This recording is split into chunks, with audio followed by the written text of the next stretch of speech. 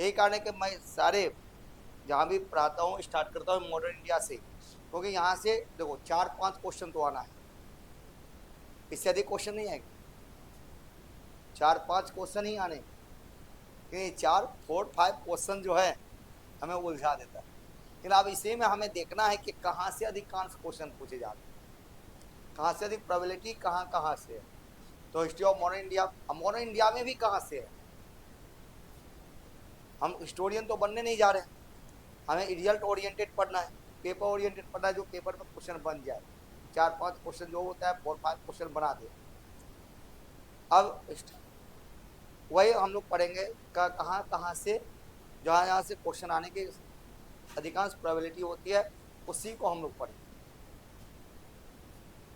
ठीक है, उसके बाद कुछ एंशिएंट इंडिया का भी कुछ इंपॉर्टेंट टॉपिक पढ़ा दूंगा, जैसे उसमें बुद्धिज्म है, जैनिज्म है, मोनूमेंट्स है, आर्ट एंड कल्चर जहाँ से क्वेश्चंस पूछे जा रहे हैं,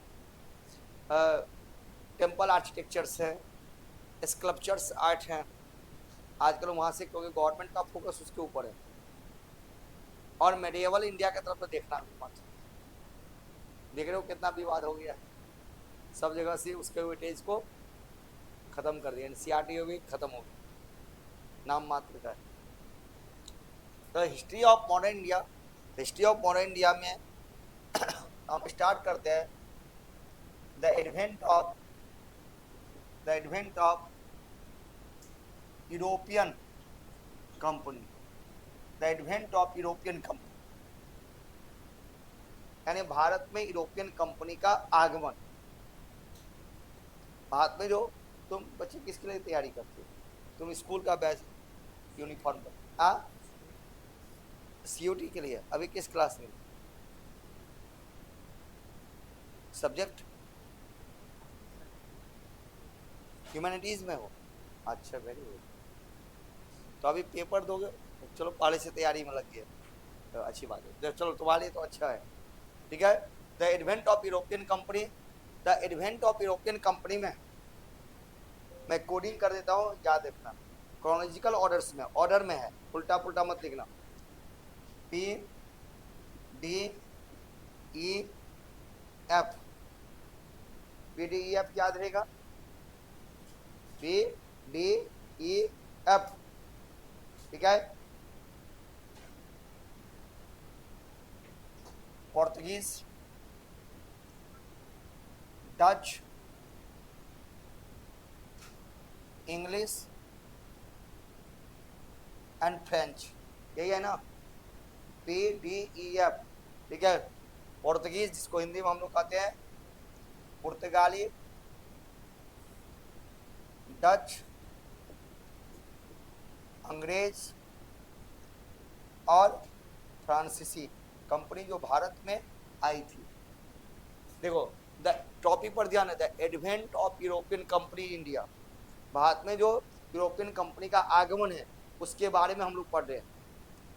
ठीक है, अब भारत में यूरोपियन सबसे पहले आने वाले कौन थे, first European company arrived India, कौन, Portuguese, last French.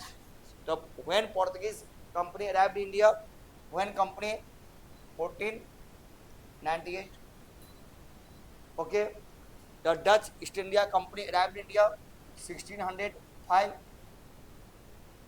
the English arrived the company India 1608 and the French 1667, है ना। भारत में आने का क्रम है, इंडिया में अराइवल का क्रम है, कंपनी सेटअप कब हुआ वो नहीं, उससे मुझे मतलब नहीं है, वो कुछ भी कर ले अपना। भारत में advent of European company India, सब first Portuguese 1498, Dutch 1605, English 1608 and the French 1667। ये भारत में आने का क्रम, इसलिए क्वेश्चन भी आता है कि first European company arrived India, Portuguese सबसे पहले इंडिया में यही आया और सबसे लास्ट में यही इंडिया से आउट हुआ है, इसलिए क्वेश्चन होता है सबसे पहले आने वाली यूरोपियन कंपनी, इंडिया सबसे लास्ट में जाने वाली यूरोपियन कंपनी कौन थे, पोर्तुगीज से। 1961 में गवर्नमेंट ऑफ इंडिया ने गोवा दमन द्वीप से पोर्तुगीज को बाहर किया था, इसलिए क्वेश्चन बनता है फाइनली, क्योंकि आफ्टर इंडिपेंडेंस हुई ये पोर्तुगीज जो थे गोवा दमन द्वीप में अपना कॉलोनीज बना करके रहते थे और इंडिया के बारे में नहीं सोचते थे और पोर्तुगीज के बारे में सोचते थे। तो इंडिया के इंटरनल सिक्योरिटी को खतरा था, तो गवर्नमेंट ऑफ इंडिया ने खाली करो, फिर खाली अभियान करके उसको खाली करवाया। इसलिए सबसे पहले आने वाले पोर्तुगीज, सबसे लास्ट में जाने वाले पोर्तुगीज। ठीक है, इसी को एक एक करके हम लोग पढ़ते हैं। देखो बेटा, हेडिंग डालो, किस स्कूल में पढ़ रहे हो? केंद्रीय विद्यालय, कौन सा? देखो, history of modern India, the advent of European, तुमने पढ़ा भी होगा, ये ह्यूमैनिटीज है। ह्यूमैनिटीज में हिस्ट्री नहीं है तुम्हारा? स्कूल में 10वीं में भी पढ़ा होगा, 10वीं में 10th क्लास में पढ़ा होगा। तब हमारा बालक पढ़ रहा है ना 10th क्लास में, एक ही रात में उसको सारा पढ़ा दिए थे।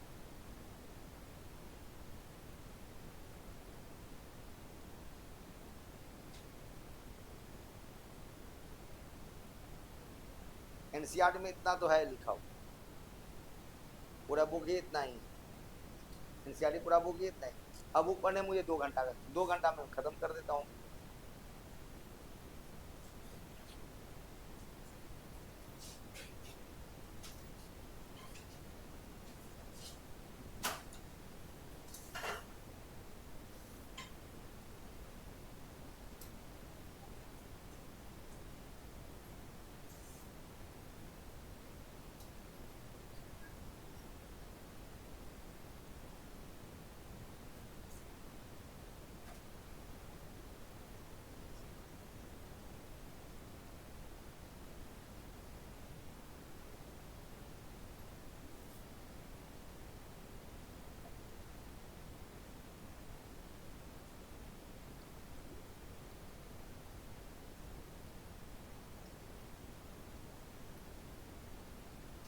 सिक्सटीन 1608, 1667 हो गया, डन। अब इसी को एक एक करके पढ़।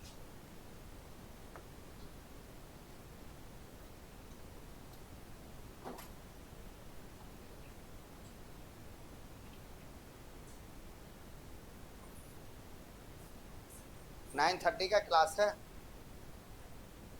ठीक है। अब देखिए नेक्स्ट, एक एक करके हम लोग पढ़े। First European company arrived India, कौन है? पोर्तुगीज। आप समझो 2 मिनट, उसके बाद लिख लेंगे। First European company Portuguese and first Portuguese traveller, ठीक है। First Portuguese traveller Vasco D gamma, नाम सुने होंगे। First European company Portuguese and first Portuguese traveller was Vasco da Gama. Vasco da Gama in 1498 by the route Cape of Good Hope. Cape of Good Hope arrived India. India में कहाँ पर पहुंचा? arrived India at Calicut. Calicut, Calicut at कहाँ, किस state में है? केरला में, ठीक है। यदि आप क्वेश्चन पूछे कि Portuguese first time arrived in which state, answer क्या होगा? केरल। आंसर क्या होगा? केरल। यदि लोकल प्लेस का नाम पूछे, first time arrived in which place, answer क्या होगा? कालीकट। बन रहा है ना क्वेश्चन, ठीक है। अब थोड़ा ज्योग्राफिकल लोकेशन में बताता हूँ, इस टाइप से क्वेश्चन पूछे जा रहे हैं कि क्या है बे ऑफ बंगाल, मैप जानते हो ना, ये क्या है बे ऑफ बंगाल, ये क्या है इंडियन ओशियन, ये क्या है अरेबियन सी, ठीक है। अब ये क्या है? आंध्र प्रदेश। यहाँ पर क्या है? आंध्र प्रदेश से लेकर के यहाँ है तमिलनाडु। ये क्या है? तमिलनाडु सबसे नीचे पार्ट, इस पार्ट को क्या बोलते हैं? और ये क्या है? ये क्या? दक्कन का क्षेत्र, ये है दक्कन बोलते हैं, दक्कन प्लेटू सुना होगा। दक्कन से लेकर के महाराष्ट्र कर्नाटक जो पार्ट है वहां से लेकर के ये केरल, इसको क्या बोलते हैं ज्योग्राफिकल है। आजकल क्वेश्चन आया है, eastern coast western coast normally बोलते हैं, इसको क्या बोलते हैं बेटा, मालाबार, क्या बोलते हैं, मालाबार कोस्ट बोलते हैं ना, मालाबार तट, इसको क्या बोलते हैं, कोरोमंडल तट। अब यदि क्वेश्चन पूछे कि Portuguese first time arrived in which coast, answer क्या बनेगा। आजकल क्वेश्चन ऐसे ही पूछा जा रहा है, क्योंकि ये रट्टा लगा लिए, पुराना पैटर्न, ये ओल्ड पैटर्न। अब सभी को मालूम है, सभी को मालूम है तो पोर्तुगीज कहाँ पर आए, वास्को डी गामा कहाँ है, कालीकट आए, सब रट लिए। लेकिन क्वेश्चन पूछने का आज पैटर्न जो है चेंज हो गया। क्वेश्चन आता है पोर्तुगीज फर्स्ट टाइम किस कोस्ट पे आए, मालाबार कोस्ट, ठीक है। और क्या उस समय कालीकट, इस समय कालीकट के रूलर कौन थे, जमोरी, कौन थे रूलर, जमोरी। जमोरी ने इनको वार्म वेलकम किया, स्वागत किया, ठीक है। अब Vasco D gamma, Vasco D gamma Bharat में आने का इसका एकमात्र एम क्या था, ट्रेड एंड कॉमर्स, व्यापार वाणिज्य, ट्रेड एंड कॉमर्स, व्यापार के लिए निकला है। किसका व्यापार, स्पेशली स्पाइसेस, स्पाइसेस में किसका, ब्लैक पेपर, काली मिर्च। अब देखो यहाँ पर एक और क्वेश्चन है कि केप ऑफ गुड होप, ये रास्ते का रूट का नाम है केप ऑफ गुड होप। आप लोगों के पास यदि वर्ल्ड का मैप होगा तो निकाल के देख लो, मैं यहाँ लगवा दूंगा अगली क्लास में। वर्ल्ड के मैप पे साउथ अफ्रीका का मैप देखना, साउथ अफ्रीका के मैप पे ठीक नीचे देखना, एकदम बिल्कुल नीचे पॉइंट पर, वहां पर लिखा रहेगा कैप ऑफ गुड होप, ये रूट का नाम है। This route discovered by Bartholomew Dias, इस रास्ते की खोज किसने किया था, बार्थोलोम्यू डियाज ने इस रास्ते की खोज की, ठीक है, रास्ते को डिस्कवर किया और इसी रूट होते हुए वास्को डी गामा इंडिया पहुंच जाए। हुआ क्या, जब इस रास्ते की खोज हुए तो दो कंट्री टेक्नोलॉजी में सबसे आगे आए उस टाइम, एक स्पेन और एक पुर्तगाल, ठीक है। पुर्तगाल के जो किंग जो थे, प्रिंस जो थे, हेनरी, उसको नेविगेटर कहा जाता है, वॉज ग्रेट नेविगेटर। उन्होंने इंकरेज किया नेविगेशन के लिए, और उन्होंने सबसे अधिक काम किया इसके ऊपर, स्पेन भी कर रहा था। तो इस रास्ते होते हुए कोलंबस भी चला भारत की खोज के लिए। कोलंबस किस देश के थे, स्पेन का। कोलंबस भी चला, स्टोरी समझा देता हूँ। कोलंबस जब कैप ऑफ गुड होप तक पहुंचा, जहाँ तक रास्ते की खोज हो चुकी थी, वहां तक तो पहुंच गया।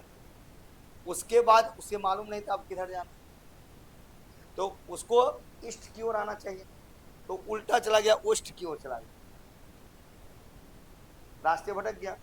जब वहां पहुंचा तो वही जो बाद में यूएस कहलाता है, अमेरिका कहलाता है, तो उसको पहुंचा, कहा, वो सोचा कि यही इंडिया है, खुश हो गया और उसका नाम दे दिया रेड इंडिया, उसको दे दिया रेड इंडिया। सभी रेड कलर के रेड इंडिया लग रहे, यही है रेड इंडिया। पता नहीं, बाद में उसको पता चला ये तो इंडिया है ही नहीं। और उसी रास्ते होते हुए 3-4 साल के बाद कौन चले, वास्को डी गामा, वह भी इसी यहीं पर आकर के रुकते हैं। अब इससे आगे का रास्ता पता नहीं है, उन्हें नहीं पता था यूरोपियंस को, लेकिन वही कैप ऑफ गुड होप उसी रास्ते में, यानी साउथ अफ्रीका में, वहीं पर इंडियन एक ट्रेडर्स थे, व्यापारी थे। देखो इंडियन लोग कहाँ कहाँ थे पहले से, गुजरात के, इनका नाम था अब्दुल मलिक। वह गुजराती व्यापारी ने गाइडलाइन किया वास्को डी गामा को, इंडिया उधर नहीं है, इधर की ओर, वो तो वेस्ट उधर हो गया, ईस्ट की ओर हमें जाना है। और वही उसी के गाइडलाइन से ये कहाँ पहुंचे हैं, कालीकट पहुंचे हैं। और वहाँ के रूरल जमोरी ने उनका वेलकम किया और ट्रेड के लिए, मसालों के व्यापार के लिए उनको ग्रांट किया, परमिशन दिया, ठीक है व्यापार। And Vasco D gamma stay India only 2 years। इन 1500 में वो बैक हो जाते हैं, वापस चले जाते हैं। but within 2 years he got a 60 times benefit out of total capital. वो अपने साथ जितने भी कैपिटल लाए थे, जितने भी पूंजी लाए थे, within 2 years 2 साल के अंदर 60 टाइम्स 60 गुना बेनिफिट कमाया। अब वापस गया पुर्तगाल तो लोगों को बताया कि इंडिया में स्पाइसेस के व्यापार में इतना बेनिफिट है। यही सुन करके क्या हुआ, other European company also arrived India. सबके जर में बैठा हुआ ये व्यक्ति है बुलाने वाला, चलो चलते हैं बात को लूटने के लिए। ये व्यापार नहीं है, व्यापार किसको कहते हैं, जहाँ पर एक्सपोर्ट इंपोर्ट दोनों। यहाँ पर एक्सपोर्ट इंपोर्ट कहाँ हो रहा है, इंपोर्ट नहीं हो रहा है, क्या हो रहा है, एक्सपोर्ट हो रहा है, भारत से माल जा रहा है। क्योंकि भारतीय लोग उस टाइम अपने उस टाइम जो है, हालांकि हमारे इंडिया का जो यूरोप के साथ एंशियंट टाइम जो इंडिया का है, प्राचीन Bharat, glorious part of the India, शानदार पार्ट है, उस टाइम इंडिया का यूरोप के देशों के साथ व्यापार होता था, वो एक्सपोर्ट इंपोर्ट होता था। हो सकता है आप लोग पढ़े हो तो सुने हो, एक था सिल्क रूट। सिल्क रूट का नाम सुने हो? वह गुप्ता और कनिष्क के टाइम में था, इतना एंशियंट टाइम में था। और भारतीय व्यापारी इंडियन सिल्क के कपड़े ले जाते थे, कहाँ पर, रोम जाते थे, रोमन कंट्री के साथ व्यापार होता था उस टाइम। और इंडियन ट्रेडर्स मर्चेंट जो थे उसको गोल्ड में एक्सचेंज करते थे। यहाँ से क्या ले जा रहे हैं, सिल्क, वहाँ से क्या मिला उसको बोले गोल्ड। भारत में सोने का देश, चिड़िया भारत कहलाए। फिर बीच में क्या हुआ, मुस्लिम इन्वेड हुआ, सारा कुछ तहस नहस हो गया। वह जो यूरोपियन व्यापार जो था ठप हो गया, बंद हो गया, तो बहुत बड़ी गैप आ गई बीच में।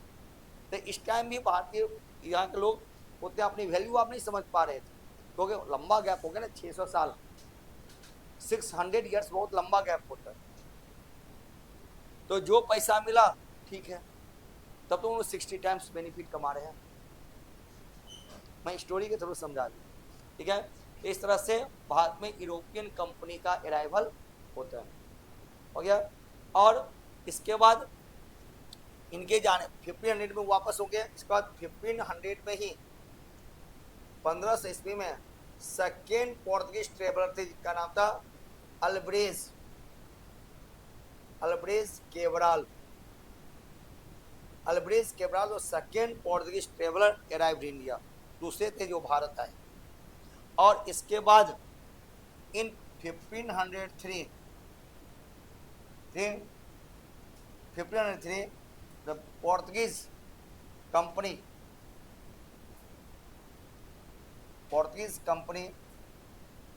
Company set up at Kochi. इसका उसके बाद 1500 में पोर्तुगीज कंपनी की स्थापना भारत में कहाँ पर हुई, कोचीन में। कोचीन कहाँ, इस बार हम लोग कोच्चि कहते हैं, केरला। उस एम क्या है, मसालों का व्यापार, स्पाइसेस का। बाद में और चीज करने लगे धीरे धीरे, इनिशियल टाइम में, बिगिनिंग टाइम में यही था। और इतना लिखोगे, नहीं तो अधिक बता दूंगा भूल जाओगे, लिखिए इतना। समझ में आ रहा है कुछ?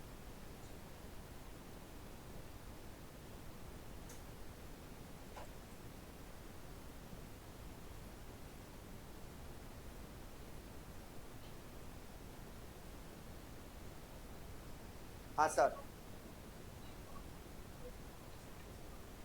बार्थोलोम्यू डियाज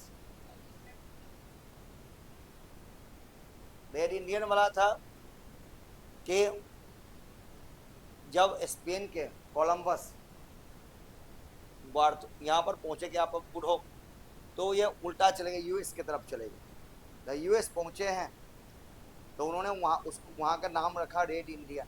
वहाँ के लोगों को रेड इंडियन का, उनको लगा कि इंडियन यही है, देखने में रेड कलर लग रहा था उनका, इसलिए रेड इंडियन दे दिया। हम लोग तरह सुंदर नहीं थे, रेड इंडियन थे।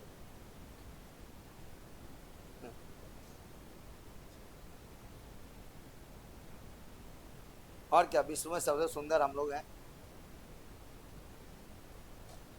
अभी जो हंसने की बात है, सच्चाई है ये बात। अफ्रीकन कंट्री जाके देखो, डर के भाग जाओगे दिन में।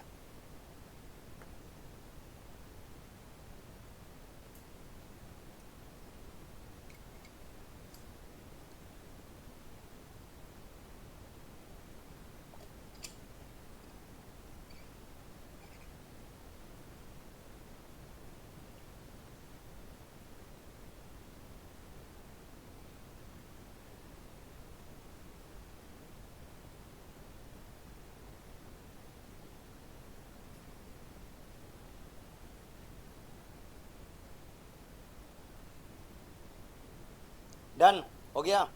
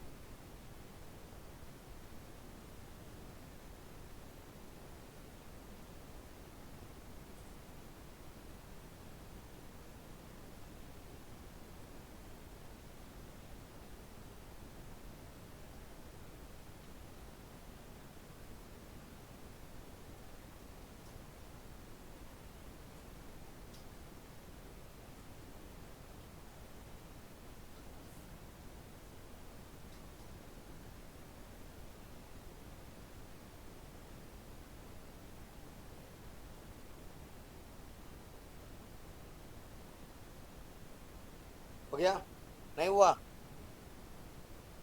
अच्छा ठीक।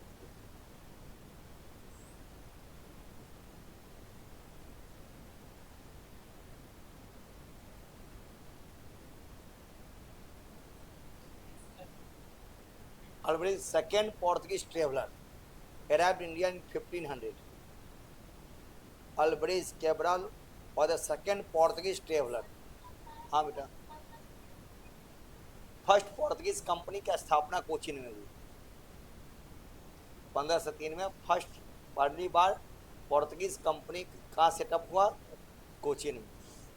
हाँ, कोचीन कहाँ पर? केरल। इसको आज क्या बोलते हैं? कोच्चि। आज बोलते हैं कोच्चि, लेकिन हिस्टोरिकल नाम है, पुराना लिखते हैं। ठीक है।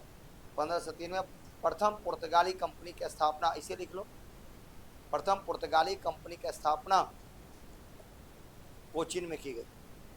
ठीक है। और इस कंपनी के first governor general of the Portuguese company, इस कंपनी के पहले गवर्नर थे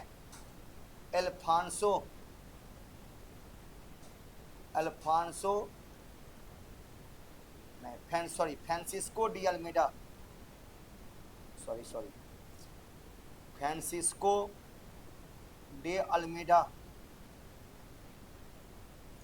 ठीक है, हिंदी में भी लिख देता हूँ, आपको दिक्कत होगा तो। फ्रांसिस्को डी अल्मेडा इस कंपनी के पहले गवर्नर जनरल थे, फ्रांसिस्को डी अल्मेडा।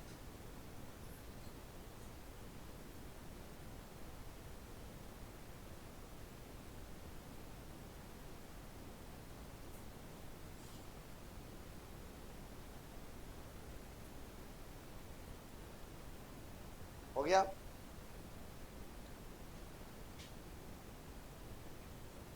क्या लिख देता हूं? Second governor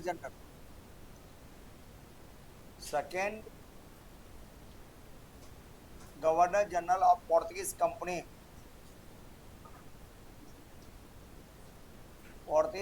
was Alfonso de Albuquerque, QUERQUE, अल्फान। हाँ, तब पुर्तगाली कंपनी ना पढ़ रहे हो आप? आपका दूसरा तो कैसे आ गया बीच में? अब ये टॉपिक चेंज नहीं किया हूँ ना, दिया है। एंड अल्फांसो डी अल्बुकर्क और second Portuguese company governor general, and he was the real founder, actual founder of this company in India। Bharat में इस कंपनी के वास्तविक संस्थापक यही थे। कौन? Alphonso de Albuquerque. अल्फांसो नाम का मैंगो भी आता है, देखे हो, खाए हो? कैसा लगता है? बेकार होता है। मैं 2 बार ठगा गया।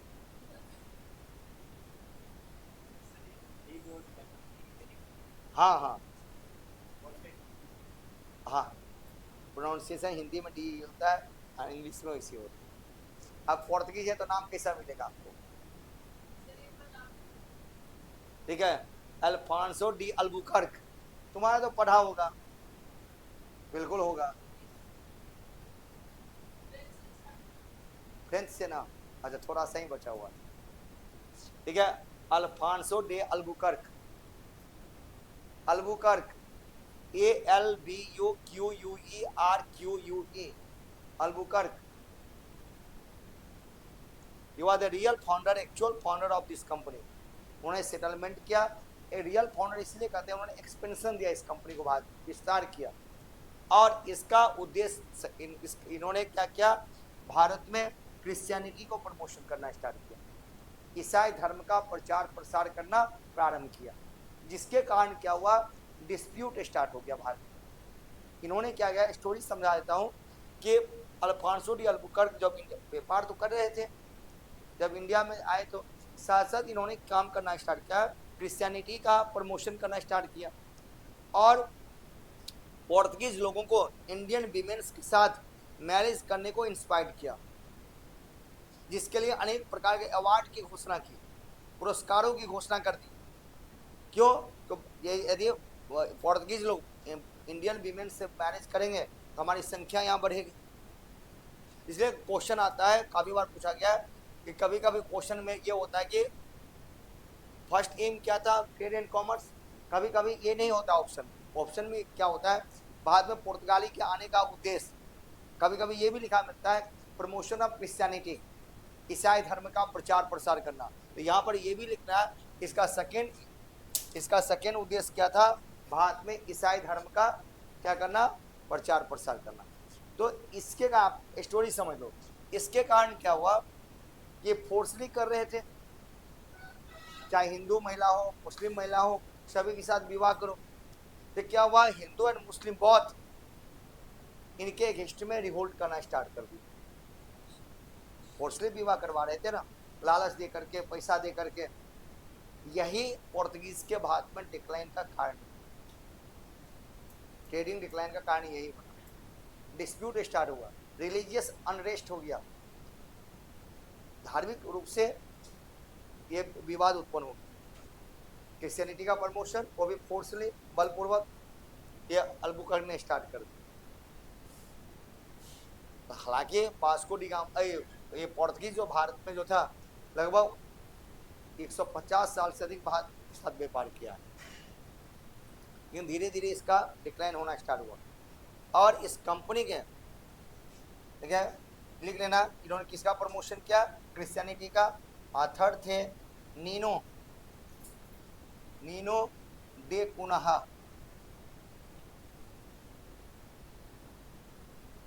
Nino de Cunha are the third Portuguese governor general थे।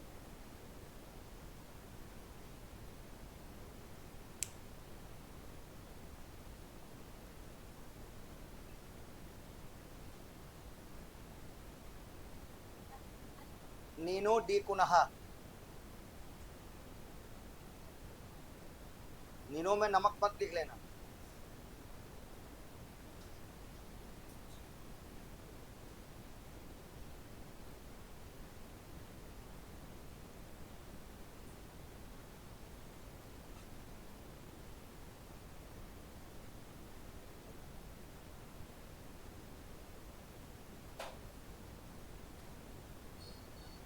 हो गया, हो गया, मिटा दे।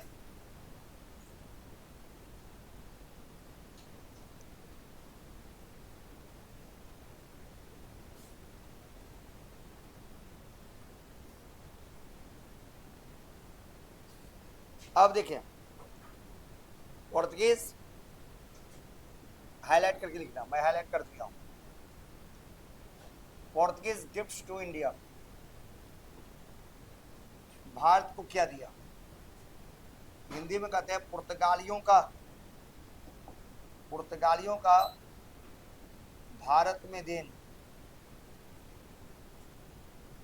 सबसे इंपॉर्टेंट क्वेश्चन, हाईलाइट क्वेश्चन, ठीक है। पुर्तगालियों ने ही पहली बार फर्स्ट टाइम इंडिया भारत में पहली बार इन्होंने इन 1556 में एट गोवा में he was setup A printing press. देखो टेक्नोलॉजी लाया भारत। प्रिंटिंग प्रेस समझते हो, पेपर छापने की मशीन। तो 1556 से पहले भारत में पेपर छापने की मशीन नहीं थी। इसलिए क्वेश्चन आता है कि भारत में प्रिंटिंग प्रेस किसकी देन है। तो प्रिंटिंग प्रेस किसकी देन है, बहुत बार ये क्वेश्चन पूछा, हमेशा पूछा है, रिपीटेड क्वेश्चन है हजारों एग्जाम के। बाद में प्रिंटिंग प्रेस किसकी देन है, पुर्तगालियों की देन। सबसे पहले प्रिंटिंग प्रेस कहां पर बना, गोवा में, इंडिया में। कब, 1556, याद देगा। दूसरा इन्होंने भारत में क्या दिया, लाल मिर्च, रेड चिली। हाँ जी, चिली पोटैटो खाते हो ना, सबसे अधिक यही खाते, नहीं खाते हो, गोलगप्पे खाते हो, ठीक है। रेड चिली, लाल मिर्च, भारत में इसी के देन है। अभी पढ़ लो, बाद में खाना, उसके ध्यान चलेंगे ये कहाँ अच्छा बनता है, ठीक है। तो रेड चिली, लाल मिर्च भारत में यही लाया था, कौन, पोर्तुगीज। रेड चिली के बीज लाए थे, यहाँ पर स्टार्ट कर दिया। तो लाल क्वेश्चन आता है, लेकिन सबसे अधिक बार क्वेश्चन यही पूछा गया, ये बहुत बार रिपीटेड क्वेश्चन है। दूसरा इन्होंने काम क्या किया, और इन्होंने ओपियम समझते हो, ड्रग्स होता है, अफीम, ठीक है, एंड टोबैको समझते हो, तंबाकू, ठीक है। तो ये दोनों को क्या किया, कन्वर्टेड एज ए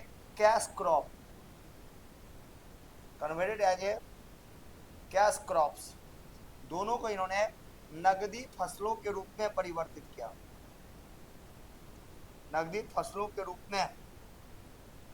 परिवर्तित किया, और उसे यहां से क्या किया, एक्सपोर्ट करना स्टार्ट किया, ठीक है। क्योंकि भारत में ये था कि भारतीय लोग इसको कॉमर्शियल यूज करना नहीं जानते थे, शौकिया रूप में खाते पीते थे। हाँ, और क्या देखते नहीं ना कि भारत के शासक लोग, राजा लोग, क्या नवाब लोग, मुस्लिम शासक लोग खूब ड्रग्स लेते थे, अफीम लेते थे शौकिया रूप से। तो था भारत में, लेकिन उसका वैल्यू नहीं समझते थे। जब पोर्तुगीज भारत आए तो उन्होंने देखा, अगर भारत में पिए हैं, इसकी नीड हमें है, तो इसको कैश क्रॉप समझते हो, किसको कहते हैं कैश क्रॉप, नकदी फसल किसको कहते हैं, क्यों, एग्जाम्पल बताओ। नहीं, हमें नकदी फसल का एक नाम बता दो बस, आज के समय में। और नील तो अब उत्पादन नहीं होता, अब केमिकल से बनता है। अफीम पर बहुत ध्यान, जैसे अरे सभी लोग सुबह सुबह चाय पी के आए हो कि नहीं, चाय किया है, इसको चाय ही नहीं मिला था, ठीक है। तो चाय क्या है, कैश क्रॉप है। कॉफी क्या है, कैश क्रॉप है। चाय कॉफी लोगों को कैश क्रॉप क्यों कहते हैं, क्योंकि इसकी डिमांड अधिक है। तो डिमांड मार्केट में जिस चीज की अधिक होगा, सप्लाई भी अधिक होगा, तो डिमांड होगा तो सप्लाई भी अधिक होगा, तो उससे अधिक पैसा भी कमाएंगे। हम एक किलो चाय बेचते हैं, चाय पत्ती बेचते हैं, तो मिनिमम 400-500 रुपया तो आ ही जाता है। यदि सबसे खराब क्वालिटी का भी चाय पत्ती हो 300-400 रुपये लगता है, आ ही जाता है। 1 किलो चावल बेचते हैं, बहुत अधिक आएगा तो 100 रुपये आएगा, लेकिन उसकी डिमांड अधिक नहीं होगी, कहेगा चावल नहीं खाते हम, लेकिन चाय जरूर पीते हैं। तो जिसकी डिमांड अधिक है, जिसकी वैल्यू अधिक है, जिसके बदले हम पैसा मार्केट में अधिक से अधिक कमा सकते हैं, उसको कहा जाता है कैश क्रॉप।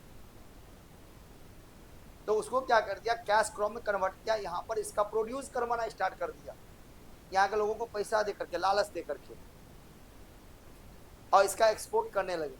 तो क्वेश्चन भी ये पूछा गया है, लेकिन सबसे अधिक क्वेश्चन यही पूछा गया कि बाद में प्रिंटिंग प्रेस किसकी देन है? पोर्तुगीज की देन है। कब कहां पर स्टार्ट किया था? गोवा में। और कब स्टार्ट किया था? 1556 में। ठीक है। और एक इंपॉर्टेंट क्वेश्चन, ये पोर्तुगीज जो थे इंडिया से, ये इंडिया से ब्राजील की ओर शिफ्ट करके चले गए। ये भी क्वेश्चन आता है, ये भारत से वो कहाँ चले गए थे? ब्राजील जैसे देशों की ओर चले गए। हुआ क्या कि भारत में, इंडिया में और अदर यूरोपियन कंपनी भी आ गई, तो क्या हुआ, इनको चैलेंज मिलना स्टार्ट, वो भी व्यापार करने के लिए आए, डच भी आए, इंग्लिश भी आए। तो क्या हुआ, कंपटीशन बढ़ा, ये कंपनी इंडिया में लॉस में जाने लगी। तो अपने आप ये क्या किए, इंडिया से शिफ्ट होकर कहाँ चले गए? ब्राजील चले गए। ब्राजील नए देशों की खोज हो रही थी, और यूरोप में है ब्राजील, ताकि वो तो अपने पास है, कोई वहाँ चैलेंज नहीं है, आराम से व्यापार करें। तो इंडिया से धीरे धीरे ब्राजील की ओर शिफ्ट हो गया, माइग्रेट हो गया। ये भी क्वेश्चन है, होता है, ध्यान रखना। और लेकिन मैंने अभी बताया, इंडिया से फाइनली गवर्नमेंट ऑफ इंडिया कब इनको खाली करवाया? 1961। कहाँ से? गोवा, दमन द्वीप, गोवा एवं दमन द्वीप हो गया। गोवा में तो 10 साल 15 साल पहले तो लोग अपने आप को पोर्तुगीज ही मानते थे, इंडियन मानते भी नहीं थे। अब तो देश बहुत चेंज हो गया, बहुत बुरा स्थिति है गोवा का। और अरुणाचल प्रदेश में ईटानगर, मैं ईटानगर गया था तो कहा कि इंडिया से आए हो, ये मेंटेलिटी थी, इंडिया से आए, अरुणाचल प्रदेश के। अब दूसरा कौन है? सेकंड कौन है? डच, जिसको आज हम लोग क्या कहते हैं? हॉलैंड। आज इस देश को क्या बोलते हैं? हॉलैंड, यही है हॉलैंड। ठीक है, डच ही हॉलैंड है। अब देखो बेटा, समझो, डच ईस्ट इंडिया कंपनी, पहले समझ लो एक मिनट, उसके बाद लिखना। Dutch East India company setup at 1662 at Dutch, Bharat में नहीं, डच कंपनी की स्थापना 1602 में कहां पर हुई है? डच में। देखो मैं फ्लो चार्ट के थ्रू समझाता हूँ। इन 1605 Dutch East India company arrived in India, ये लिखाया हूं ना। अभी क्वेश्चन हुआ कि Dutch East India company Bharat कब आया? अराइव्ड इंडिया, भारत में आगमन कब हुआ? 1605 में। ठीक है, और इन्होंने अपनी फर्स्ट फैक्ट्री इन्होंने सेटअप क्या था? मसूलीपट्टनम। कहां पर? क्या? मसूलीपट्टनम। कहां पर है मसूलीपट्टनम? कर्नाटक में? शायद नहीं, कंफर्मेशन चाहिए। अगर मगर लेकिन तुक्केबाजी वाली नहीं।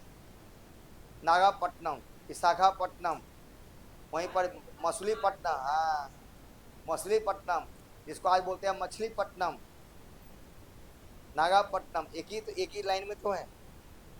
कहाँ पर है? कहाँ पर है? आंध्र प्रदेश में। आंध्र प्रदेश में क्या हुआ? कोरोमंडल तट। कहाँ है? कोरोमंडल हो गया। अब देखो अंतर हो गया, Portuguese first time arrived in Malabar coast and Dutch first time arrived Coromandel coast. ठीक है, ये कहां पर पहुंचा? कोरोमंडल कोस्ट। और डच ईस्ट इंडिया कंपनी, इसका भी भारत में आने का एम, उद्देश्य क्या था? सिर्फ ओनली ट्रेड एंड कॉमर्स, व्यापार वाणिज्य करने के लिए। यह भी भारत जो आए थे व्यापार वाणिज्य के लिए आए थे और कुछ नहीं, और कोई दूसरा उद्देश्य नहीं था। नेवर इंटरफेयर इंडियन पॉलिटिक्स, इन्होंने भी नहीं किया, कोई इंटरेस्ट भी नहीं था, कभी किया भी नहीं। व्यापारी थे और mainly exported from India. exported from India 3 goods like textile cotton सूती वस्त्र, सेकेंड इंडिगो समझते हो ना, नील समझते हो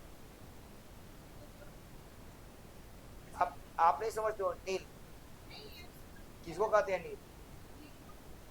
अरे उजाला 4 बूंदों वाला, कपड़ों में डालते हैं, नहीं कहा उजाला 4 बूंदों वाला, वही है द टेक्सटाइल यानी सूती वस्त्र, ठीक है, कपड़ा, नील और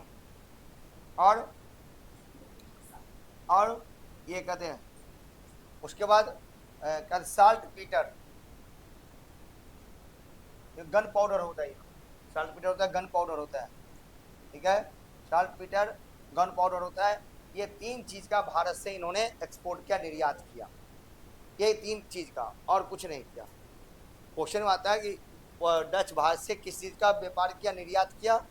भारत से निर्यात मुख्यतः 3 वस्तुओं किया, कॉटन यानी टेक्सटाइल, नील Indigo, salt Peter.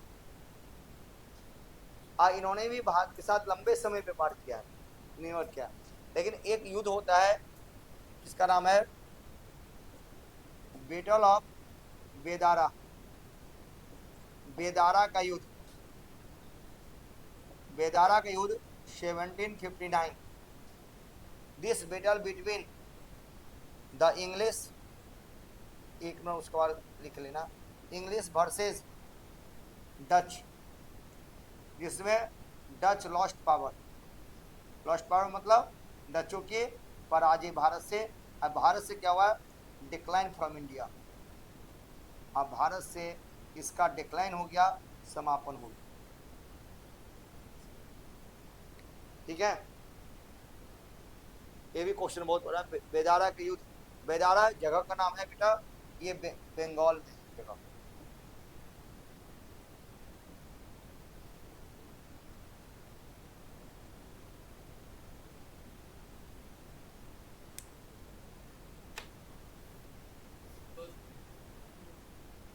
First factory setup Masulipatnam, Masulipatnam में अपनी फैक्ट्री लगाई 1605 में, 1602 में डच में अपने कंपनी बनाया था।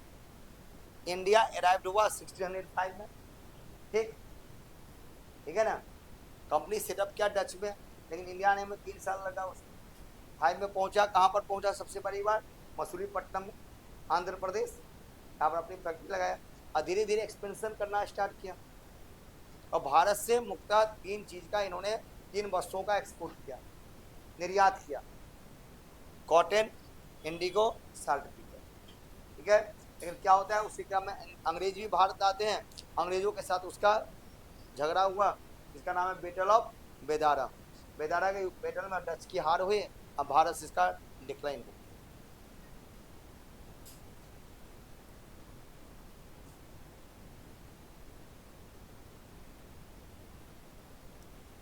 कोई कहीं दिक्कत हो तो पूछ लिया कीजिए, कोई दिक्कत नहीं।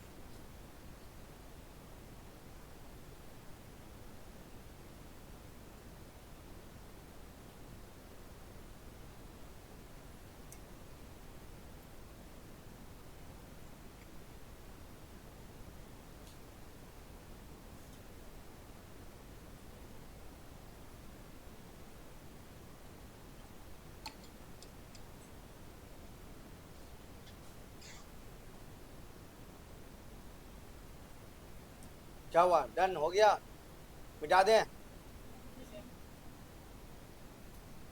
ये स्कूल का बच्चा धीरे धीरे लिखता है, अभी स्कूल वाली आदत है ना।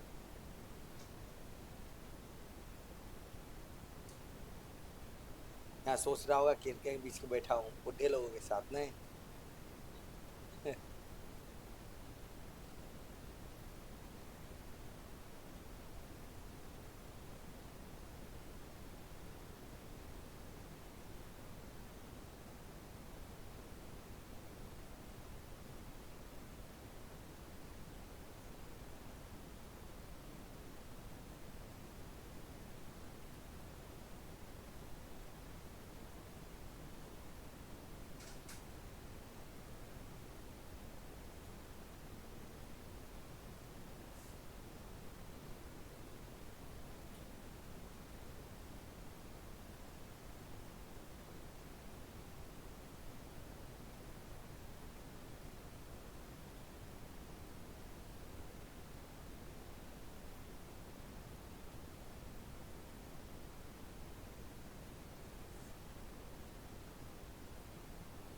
हो गया? अब हो गया? नहीं हुआ? हो गया? मिटा दें?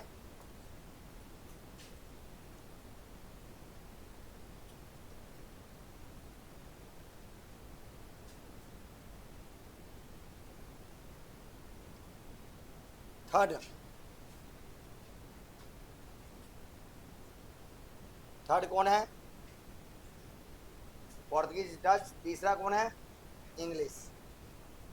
ये थोड़ा लंबा है, ठीक है? ठीक है, अब इंग्लिश पहले 2-4 मिनट आराम से समझ लीजिए, उसके बाद जैसे जैसे मैं फ्लो चार्ट तैयार करूंगा वैसे लिखना, स्टेप बाय स्टेप बताऊंगा, ठीक है ना? इसके बाद ये, इसके बाद ये, इसके बाद ये हुआ। The merchant of the merchant of adventures the merchant of adventures group, Hindi English में एक ही होगा। The merchant of adventures group in 1599 set up a British East India Company। British East India company की स्थापना की एट लंदन, इंडिया में नहीं, कहां पर? लंदन में, ठीक है? कहां पर? क्या? लंदन में एक कंपनी बनाया। किसने बनाया? द मर्चेंट और एडवेंचर्स ग्रुप ने 1599 में। हो गया? अब देखो, एक डेट इंपॉर्टेंट है, 31 दिसंबर 1600। British crown Elizabeth Taylor one, उसमें ब्रिटिश क्राउन कौन थी? एलिजाबेथ, ब्रिटिश महारानी को बोलते हैं Elizabeth Taylor one, granted to the company trade with India and South East Asian countries for 15 years. वह क्या कि एलिजाबेथ टेलर वन ने इस कंपनी को 31 दिसंबर 1600 को भारत, इंडिया, भारत और साउथ ईस्ट एशियन कंट्री, दक्षिण पूर्वी एशियाई देशों के साथ ट्रेड करने के लिए 15 वर्षों का अनुमति दिया। ठीक है, व्यापार करो, not only India but also south East Asian country के साथ ट्रेड करने का परमिशन दिया, ग्रांट किया। ओके, जब भारत, केवल भारत ही नहीं बल्कि साउथ ईस्ट में जितने भी कंट्री हैं आप व्यापार करो। कंपनी तो बना 99 में, लेकिन परमिशन, लाइसेंस सब मिला। ग्रांट मतलब क्या? लाइसेंस देना, ठीक है? अनुमति मिले, अनुमति मिलने के बाद कंपनी आप देखो यहाँ से चला, अब अनुमति मिले तो आगे बढ़ेगा। इन 1604 दिस कंपनी अराइव्ड इंडोनेशिया, सीधे भारत नहीं पहुंचा है, अब कहाँ पहुंचा? इंडोनेशिया आया। 1604 में कहाँ पहुंचा? इंडोनेशिया। इंडोनेशिया में कहाँ पर? जावा और सुमात्रा, इंडोनेशिया में है। कहाँ पहुंचा है? Java and Sumatra. यहाँ पर अपना ट्रेडिंग मोनोपोली स्टैब्लिश किया, ठीक है? यहाँ करने के बाद फिर आगे बढ़ा। इन 1608 British East India company, short में लिखता हूँ, British East India company arrived India.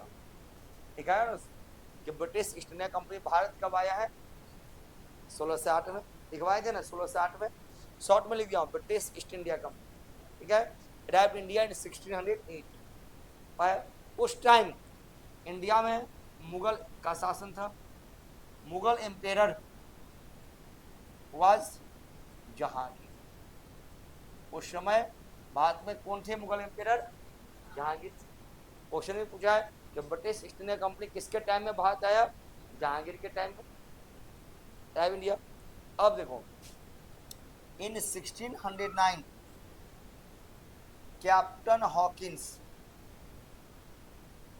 Captain captain Hawkins, Hawkins नाम याद रहेगा, प्रेशर कुकर।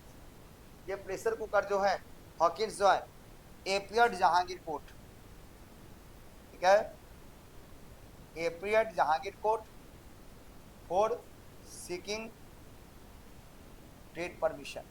व्यापार की अनुमति के लिए हॉकिंस किसके पास आया? जहांगीर के पास, कि महाराजा साहब हमें भारत पर ट्रेड करने का परमिशन दो। जहांगीर ने क्या किया? जहांगीर रिफ्यूज्ड, मना कर दिया, कहा कि नहीं दूंगा, नहीं दिया। ठीक है, क्यों नहीं दिया? डरपोक था। किससे डरा हुआ था? पुर्तगाली ने धमकाया था तो दूसरे को व्यापार करने मत देना। इसको लग रहा था कि पुर्तगाली से बहुत बड़ा, इसे मन मजबूत नेवल पावर किसी कंट्री का है ही नहीं दिया व्यापार। जब नहीं मिला तो ब्रिटिश नहीं मिला तो ब्रिटिशर्स ने क्या किया? अनऑफिशियली 1611 में अपनी फर्स्ट यानी ब्रिटिश ईस्ट इंडिया कंपनी की पहली स्थापना मसूलीपट्टनम में होगी। उन्हें मसूलीपट्टनम में अपने चोरी छुपे अनऑफिशियली कर दिया, कंपनी का स्थापना की। जहांगीर ने इसको ट्रेड करने का परमिशन नहीं दिया, लेकिन हॉकिंस जो था, he was a scholar of Urdu language, Persian language, Arabian language, इसलिए इसको भेजा था। ये अरबी भाषा, उर्दू भाषा बहुत अच्छे से जानता था, इसलिए इसको भेजा कि उस भाषा में बात करोगे जहांगीर से इम्प्रेस हो जाएंगे। जहांगीर को इम्प्रेस करने के लिए, अपने लोग हैं, इंग्लिश तो नहीं समझेगा ये। लेकिन ये क्वेश्चन आया, ये क्या था? ये was scholar of Urdu language, Urdu, Persian यानी फारसी, ठीक है, एंड अरेबियन, इन भाषाओं का लैंग्वेज का जानकार था। कौन?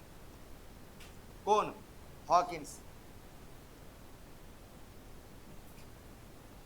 इन भाषाओं क्या था? यह जानकार था। जहांगीर ने परमिशन तो नहीं दिया, पर Jahangir gave him title of Khan. Jahangir ने इसको खान की टाइटल दे दिया। हो गया, मामला खत्म। उसके बाद क्या होता है कि इन 1612 में 1612 में द इंग्लिश यानी British in the English defeated to Portuguese at Suvali Gujarat में सुवाली नामक स्थान पर अंग्रेजों ने पुर्तगालियों को पराजित किया था। जब इसको पराजित किया तो जहांगीर को लगा, अरे ये तो अंग्रेजों से भी, पुर्तगालियों से भी कोई पावरफुल है। तब जाकर क्या हुआ? इसके बाद देखो 1613 में सर थॉमस रॉ ये भी एपियर्ड जहांगीर कोर्ट, जहांगीर के दरबार में, कहा कि हमें व्यापार करने की अनुमति दो। And Jahangir granted him, Jahangir ने इसको व्यापार करने की अनुमति दे दिया।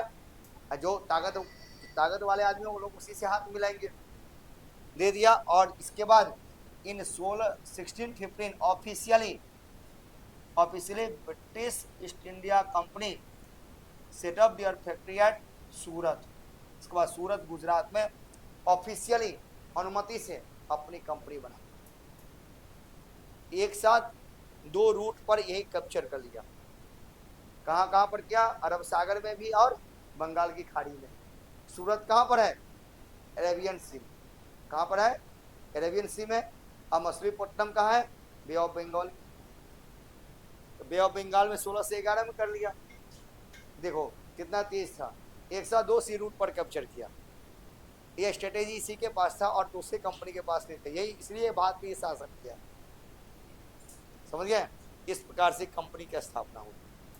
अब आप स्टेप बाय स्टेप लिख सकते हैं। 16 से 16 यहीं पर आके तुम ढक गए थे, यहीं पर आउट हो गया था। ये देखो, देखिए 16 से 4। हाँ, इसलिए तो मैं कहा ध्यान दो, इसलिए मैं एरो डालती हुई गया हूँ। ठीक है, दूसरे कलर का एरो डालने चले, एक मिक्स हो गया। ठीक है, 1600 में कंपनी क्या हुई, फिर से मैं बताता हूँ, कोई बात नहीं। 1600 में कंपनी को क्या मिला, लाइसेंस मिला, मिला एक कंपनी। इसके बाद यहाँ चला 1604 में कहाँ पहुंचा है, इंडोनेशिया। कहाँ पर, इंडोनेशिया में जावा और सुमात्रा। इंडोनेशिया के बाद 1608 में ये कंपनी कहाँ पहुंचा, भारत। बाद में उस समय शासक कौन थे, जहांगीर। ठीक है। 1609 में देखो कैप्टन हॉकिंस कहा गया मैं व्यापार करने की अनुमति दूं, जहांगीर कोर्ट में अपियर हुआ। जहांगीर ने इसको व्यापार करने से देने से मना कर दिया। लेकिन जहांगीर ने उसको खान की उपाधि दिया क्योंकि यह उर्दू फारसी भाषा जानता था। कौन, कैप्टन हॉकिंस। जब परमिशन नहीं मिला तो 1611 में अनऑफिशियली मछलीपट्टनम में इन्होंने अपनी पहली कंपनी बना दी, फैक्ट्री खोल दी। ठीक है। उसके बाद 1612 में अंग्रेजों ने पुर्तगालियों को सुवाली, गुजरात में जगह का नाम है, सुवाली में पराजित किया।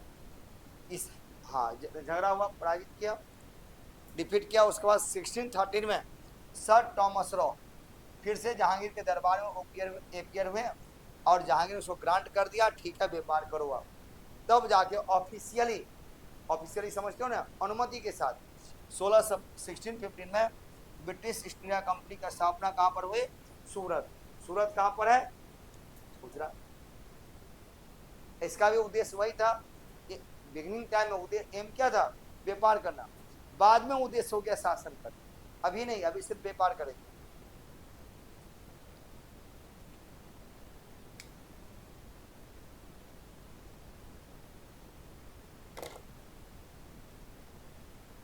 तो उम्मीद है जो 15 मिनट लगेगा लिखने में।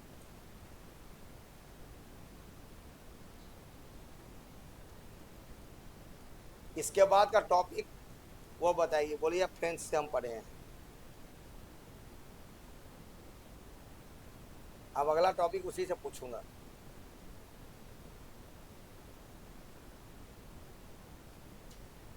तुम भी थे क्लास में, मुझे याद है चेहरा सभी का। मुझे मालूम था लोग फोटो खींचने वाले, इसलिए मैं साइड हो गया। चलिए जल्दी जल्दी।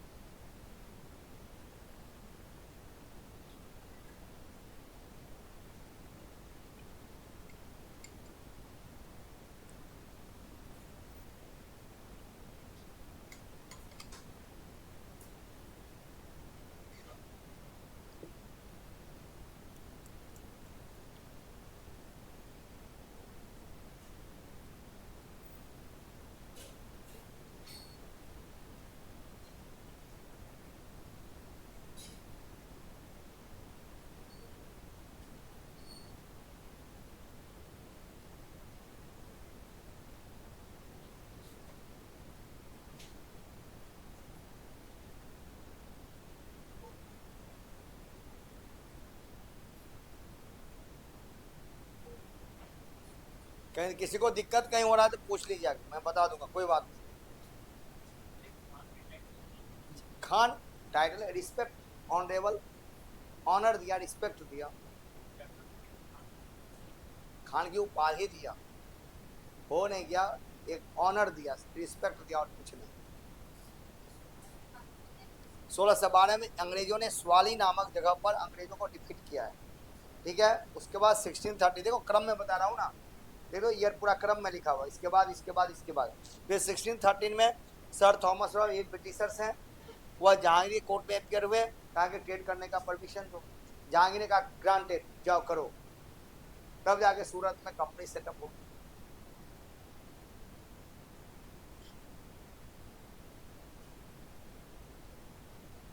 इसका भी उद्देश्य वही था, स्पाइसेस, इंडिगो, टी, कॉफी, इसी सब का व्यापार करना, कॉटन, रबर, ओपियम, जो कैश क्रॉप है उसी का यहाँ कर देते। चावल गेहूं दलहन नहीं ली जाती, तो उठा के कहते थे ये करके हम क्या करेंगे, चावल गेहूं लेते।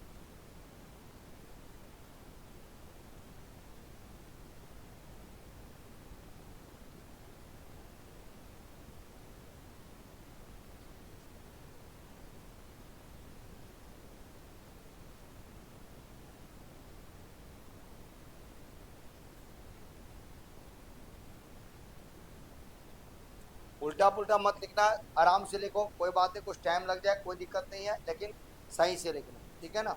कोई दिक्कत हो तो पूछ लीजिए, नो प्रॉब्लम। समझ रहे हो बेटा? दिक्कत हो रहा है कोई, पूछ लिया करो, कोई दिक्कत हो पूछ लिया करो, मैं 4 और बता दूँ, कोई नो प्रॉब्लम, कोई बात नहीं, आराम से करो।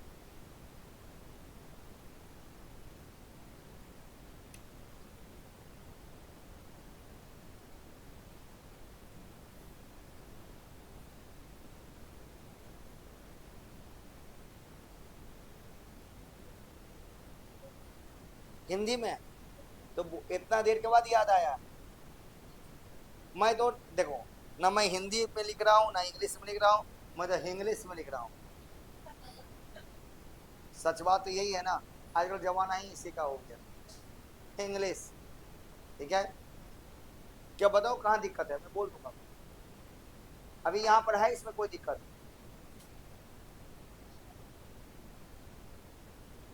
कोई बात नहीं, कोई बात नहीं, मैं भी हिंदी का ही हूँ स्टूडेंट हूँ, इसलिए कोई बात नहीं।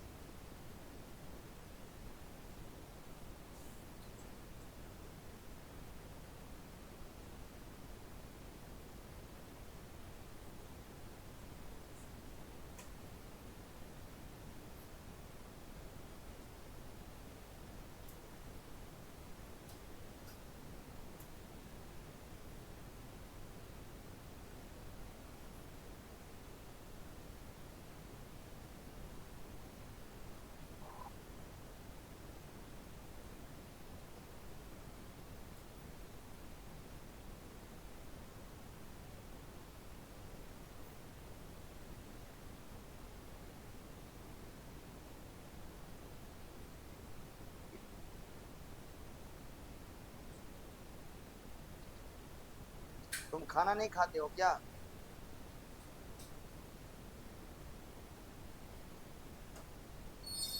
बहुत स्लिम हो गए हो, अब इससे अधिक स्लिम हो गए तो स्लिप कर जाओगे, ध्यान रखना। खाना पीना पर ध्यान दो, देख बहुत पतला सा बच्चा है, क्या करें, सभी बच्चों का यही हाल है। क्यों? कॉलेज में जाने वाले लोग मोटे हो जाते हैं।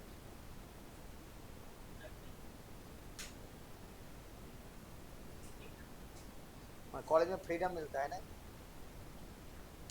कोई गार्जियन का दबाव नहीं, तो घूमो फिरो बहुत करो। ठीक है, 1 साल तुम्हें कष्ट है, कॉलेज में इससे जाओगे हेल्दी हो जाओगे।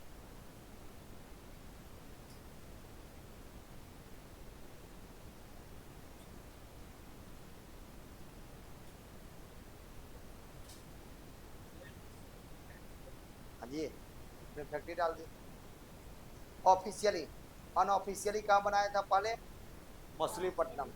इसलिए क्वेश्चन यदि पूछे कि British East India company set up their factory first time in which place? Machilipatnam. यानी ब्रिटिश ईस्ट इंडिया कंपनी ने, इसमें ऑफिशियली अनऑफिशियली मैं नहीं बोल रहा हूँ, फ्लैट क्वेश्चन, सीधा क्वेश्चन। यदि सीधा क्वेश्चन पूछे कि अंग्रेजों ने अपनी पाली फैक्ट्री की स्थापना भारत में कहाँ की थी, यदि सीधा क्वेश्चन इससे फ्लैट पूछे तो आंसर क्या होगा? मछलीपट्टनम। यदि ऑफिशियली करके पूछे, ठीक है, अनुमति के पश्चात, अनुमति के पश्चात, तब आंसर क्या होगा? सूरत।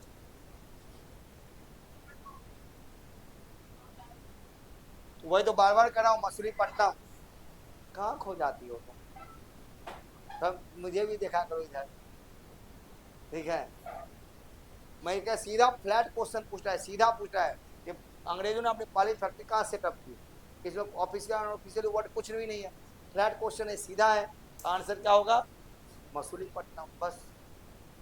यदि पूछे अनुमति के पश्चात, तब जाके आंसर चेंज हो जाएगा, एक वर्ड आंसर चेंज कर दिया, तब आंसर क्या हो जाएगा? सूरत। इसलिए दोनों कंडीशन बता दिया, जिस टाइप से क्वेश्चन आएगा हमारा आंसर होगा, बस याद रखने की जरूरत आप लोगों को। तो दोनों टाइप बता दिया, मिटा दिया, हो गया सभी को, हो गया। पीछे तुम इतना सो क्यों रहे हो? हाँ, मैं कोई बाबा लग रहा हूँ क्या, प्रवचन दे रहा हूँ? आजकल बहुत सारे बाबा सब आंख बंद कर लेता है, मैं जब बोलता हूँ देखता हूँ, आंख बंद कर।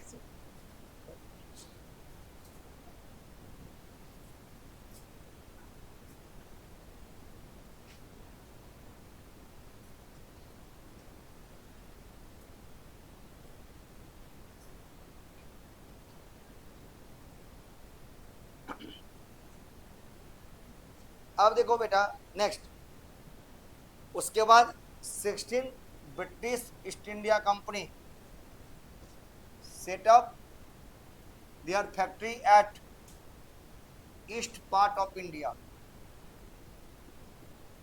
East part of India, Balasore and Hariharpura, ये दोनों कहां पर है? उड़ीसा। 1633 में ब्रिटिश ईस्ट इंडिया कंपनी ने भारत की, हिंदी में लिखता हूं, भारत के पूर्वी क्षेत्र, भारत के पूर्वी तट बालासोर,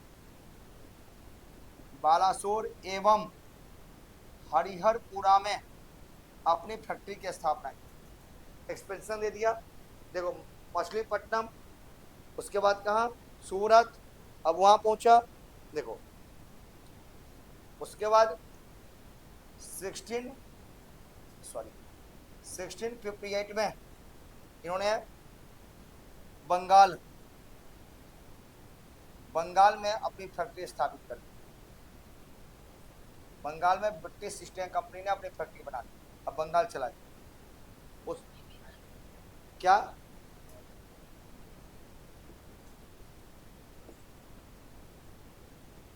ठीक है। अब देखो, अब एक बात 1661 की बात है, एक अच्छी सी घटना हुई जो ब्रिटिशर्स के लिए के फेवर में काम हो। हुआ क्या कि 1661 में पोर्तुगीज प्रिंसेस, पोर्तुगीज राजकुमारी थी जिसका नाम था कैटरीना कैफ, ठीक है, नहीं थी? तुम्हारा लिखी होगी ना ये बात, नहीं लिखी। तो पोर्तुगीज भारत से जा रहे थे, तो पोर्तुगीज प्रिंसेस थी, क्या नाम था?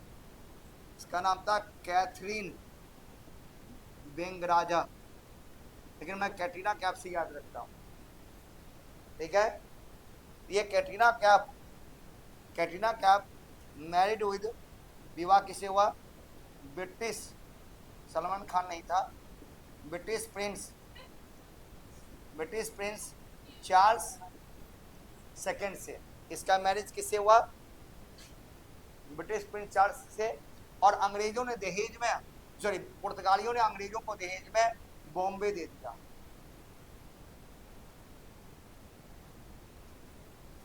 पूरा बॉम्बे दे दिया दहेज में, अंग्रेजों को दहेज में बॉम्बे मिला है। किसने दिया? पुर्तगालियों ने, क्योंकि पुर्तगालियों का ट्रेडिंग मोनोपोली बॉम्बे पर था, वो इंडिया से अब जा रहे थे। ये मैट्रिमोनियल अलायंसेस हुई, यानी वैवाहिक संबंध दोनों में स्थापित हुआ, तो ये दहेज में क्या मिलेगा? इसको बॉम्बे मिला, समझ रहे हो? दहेज था, अब बॉम्बे मिलता था, यहाँ की देवी नगर नहीं मिलता।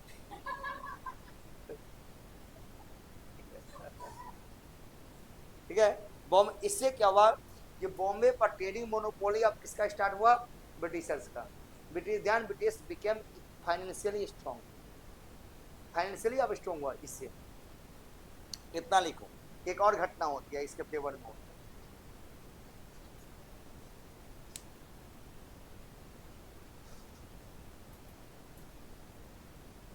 देखिए पूरे इंडिया में फैला दिया धीरे धीरे अपना।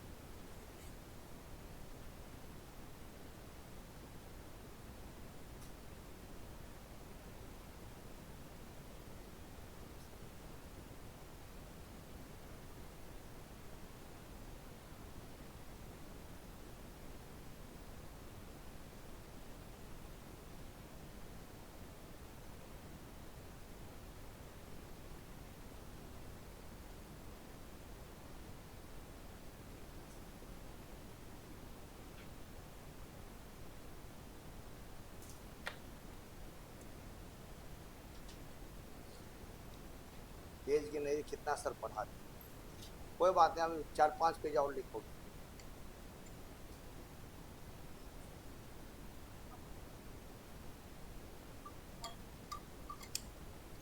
क्या बताओ? मैं बताओ, हाँ बताइए, लिख तो दिया हूँ।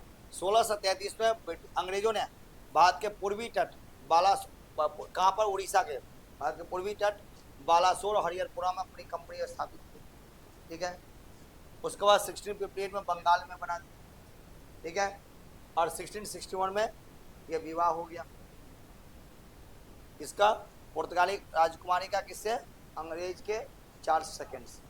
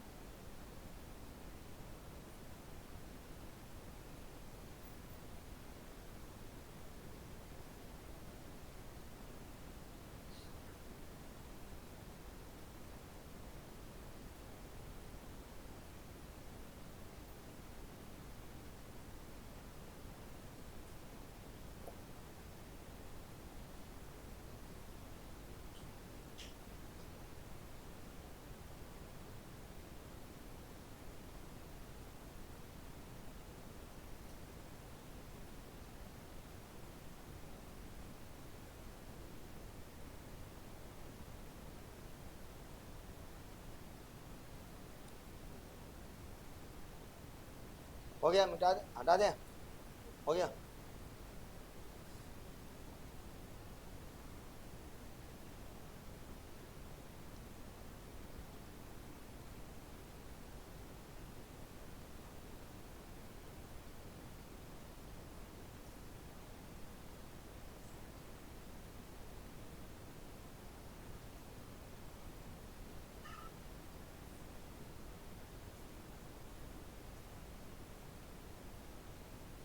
हो गया, हो गया।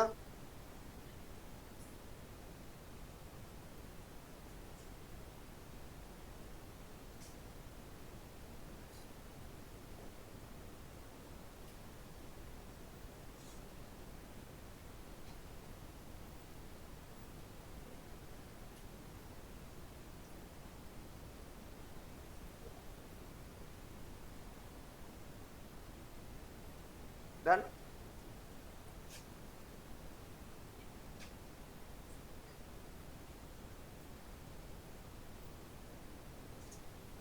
अब देखिए आगे, अब एक और घटना 1717 की बात है। उस समय मुगल एम्पेरर यानी मुगल बादशाह, मुगल मुगल बादशाह थे जिसका नाम था फर्रुखशियर। मुगल बादशाह थे जिसका नाम था फर्रुखशियर। ये लोग नाम मात्र के थे, पपेट, बिल्कुल पपेट एम्पेरर थे, खाने के लिए एम्पेरर है। बहुत कमजोर बादशाह थे। औरंगजेब के बाद जितने भी मुगल एम्पेरर हुए हैं वो नाम मात्र के थे, इसीलिए तो मुगल एम्पायर का डिक्लाइन हुआ। औरंगजेब के सक्सेसर हुए थे जिसका नाम था बहादुर शाह फर्स्ट। उसका नाम क्या था? उसको क्या कहा गया था? शाहे बेखबर। वो बेखबर है, मालूम नहीं क्या हो रहा है। उसके बाद हुए थे जहांगीर शाह, उसको कहा गया लंपट मूर्ख, मूर्खों में बेवकूफ टाइप का मूर्ख। उसके बाद हुए थे फर्रुखशियर, इसको कहा गया घिनौना कायर, कायरों में घिनौना कायर। इसके बाद थे मोहम्मद शाह, खुद अद्भुत थे, उनको कहा गया रंगीला बादशाह। ऐसे ऐसे महान बादशाह लोग हुए, ठीक है। तो फर्रुखशियर इससे मुगल एम्पेरर थे। क्या हुआ कि ब्रिटिशर्स, जो ब्रिटिशर्स थे, अंग्रेज थे, ब्रिटिशर्स का एक मर्चेंट ग्रुप, व्यापारिक ग्रुप, एक व्यापारिक ग्रुप जो है फर्रुखशियर के पास अपीयर हुआ, ताकि मुझे, इन्होंने डिमांड किया कि आप मुझे बिहार, बंगाल और पूरे उड़ीसा में व्यापार करने की अनुमति दो। इन्होंने मांगा, किससे मांगा? फर्रुखशियर से। फर्रुखशियर ने उसे फ्री में टैक्स फ्री ट्रेड करने का परमिशन दिया, टैक्स फ्री। अब वो इतने बेवकूफ क्यों थे तो कहानी बता देता हूँ। जिस समय ये लोग फर्रुखशियर के पास गए थे तो ब्रिटिशर्स के मर्चेंट ग्रुप में, हाँ सही बात है, इंडिया को बर्बाद किया है लोगों ने, नहीं हम, ये ब्रिटिशर्स के मर्चेंट ग्रुप में एक डॉक्टर थे, सर्जन थे, जिसका नाम था हैमिल्टन। और उस समय फर्रुखशियर बीमार था, उन्होंने फर्रुखसियर का सर्जरी किया, ऑपरेशन किया, उसी खुशी में दे दिया, उसी खुशी में दे दिया। उसी खुशी में फर्रुखसियर ने क्या क्या, Farrukhsiyar granted granted granted tax free trade, tax free trade,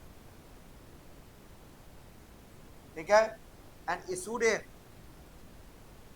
ए फरमान, फरमान, उस फरमान का नाम था क्या, इशूड ए दस्तक फरमान, लाइसेंस का नाम था दस्तक, दस्तक फरमान, फरमान मतलब होता है लाइसेंस। और इसी खुशी में फर्रुखसियर ने अंग्रेजों को बिहार, बंगाल, उड़ीसा में व्यापार, टैक्स फ्री व्यापार करने के लिए दस्तक नामक फरमान जारी किया, आगे ठीक है, जाओ मजेनो जी। अब जिस व्यापारी को फ्री में व्यापार करने की अनुमति मिल जाए, क्या वो फाइनेंशियली स्ट्रांग नहीं होगा? फाइनेंशियली स्ट्रांग हुआ तब जाकर के बंगाल के पॉलिटिक्स में ध्यान ब्रिटिशर्स इंटरफेयर्ड। तो क्या हो जाता है, पलासी का युद्ध, बक्सर का युद्ध, battle of Plassey, battle of Buxar, अब होगा ना। यहीं के राजनीति में इंटरफेयर किया है। मात्र यहाँ पर टैक्स कितना लिया, 3000 रुपया एक साल का, एक साल का 3000 रुपया दे दो, तुम बिहार, बंगाल, उड़ीसा को लूट लो। बिहार, बंगाल, उड़ीसा में गरीबी क्यों आई, इन्हीं सब कारणों से। मात्र 3000 रुपये एनुअल टैक्स देने के बदले, इसलिए अधिकांश क्या करके एक प्रकार का क्या था, फ्री था ही। बिहार, बंगाल, पूरे बिहार, बंगाल, उड़ीसा में व्यापार करने की अनुमति दिया, और जिस अनुमति दिया उस लाइसेंस का नाम क्या था, दस्तक। क्वेश्चन आता है ये कि दस्तक नामक लाइसेंस किसने इशू किया था, फर्रुखसियर ने। किसको दिया था, ब्रिटिशर्स, ठीक है। इसको इस लाइसेंस को एक और नाम किया गया, इसको किसी को बोलते हैं दस्तक को, मेगना कार्टा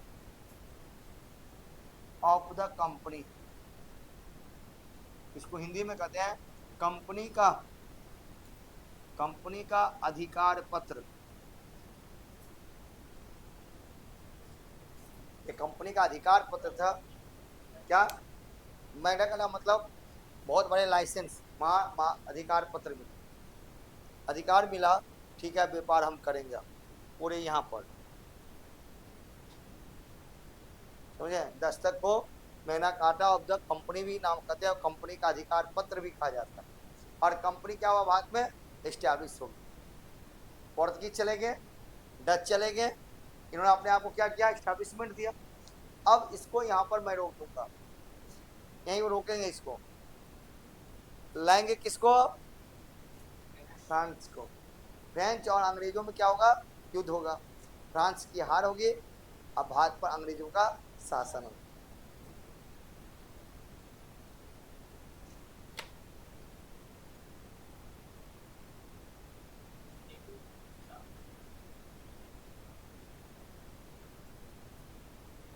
रीजन तो है ना, डिप्लोमेट बहुत बड़ा था ना, इसका नेवल पावर काफी स्ट्रांग था, बिल्कुल। वह 1581 में आकर के पूरे यूरोप में स्पेन को, यूरोप में जहाँ जहाँ स्पेन का पावर था पराजित किया था। स्ट्रॉन्ग नेवल पावर बना पूरा यूरोप में, इसके जैसा नेवल पावर पूरे यूरोप में किसी का था नहीं उस टाइम। अपने नौसैनिक के बल पर, नौसेना के बल पर, नेवल पावर के बल पर, और डिप्लोमेसी था।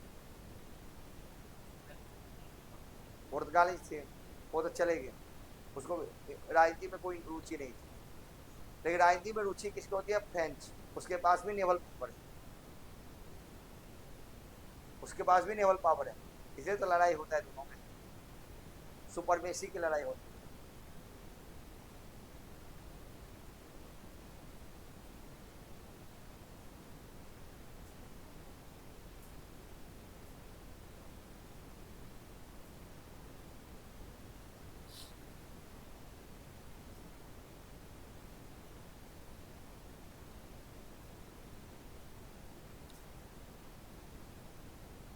बारिश ने पूरे पहाड़ों पर तबाही मचा दी, हिमाचल, जम्मू, उत्तराखंड, काफी लोग मर, आज दिल्ली में बारिश नहीं हो रही, मौसम है सुबह से, लेकिन बारिश नहीं हो रही है, होना तो चाहिए।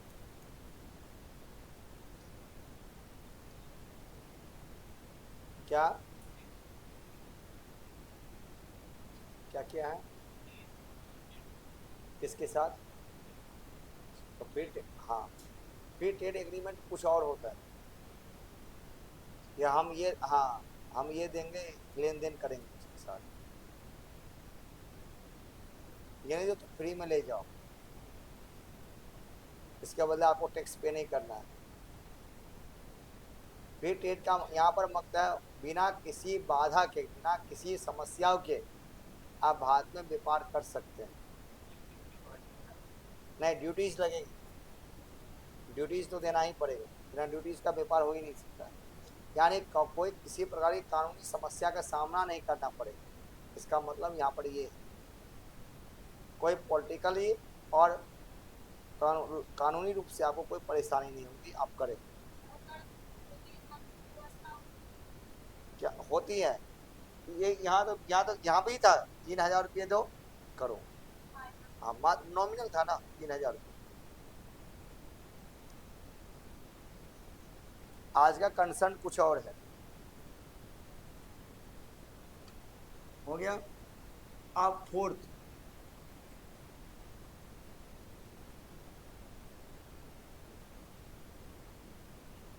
अब चौथे कंपनी कौन है? फ्रेंच। फ्रेंच, ठीक है। अब देखो, अब एक मिनट समझ, French east India company,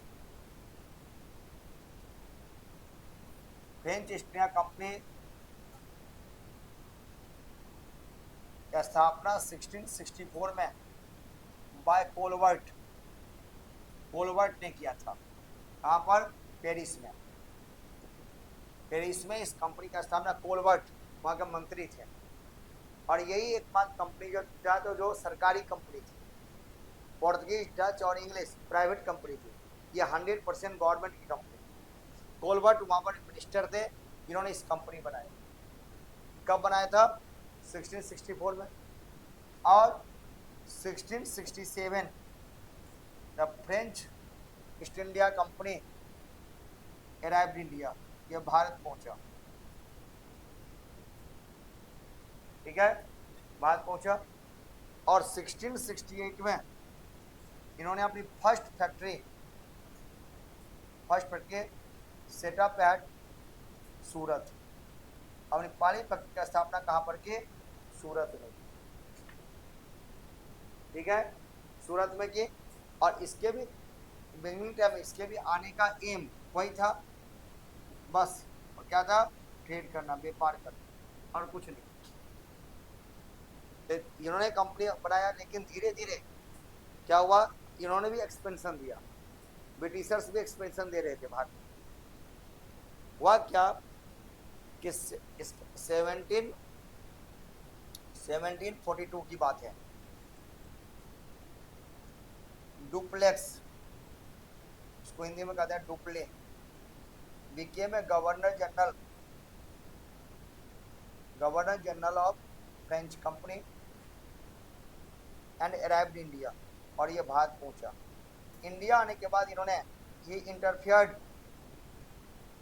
interfered south Indian politics, दक्षिण भारत में के पॉलिटिक्स में इंटरफियर किया। कौन? Dupleix. Dupleix was a great warrior, diplomat. He wanted establishment of French company, French power in India, ये चाहता था भारत में फ्रेंच पावर स्टैब्लिश हो, ठीक है। दूसरी तरफ ब्रिटिशर्स ने पॉलिटिकल इंटरफेयर कहाँ किया? बिहार बंगाल में, उधर किया। और ये कहाँ पर किया? साउथ में इंटरफेयर किया, जिसके कारण कहते तो होता है then began a conflict between Britishers and French.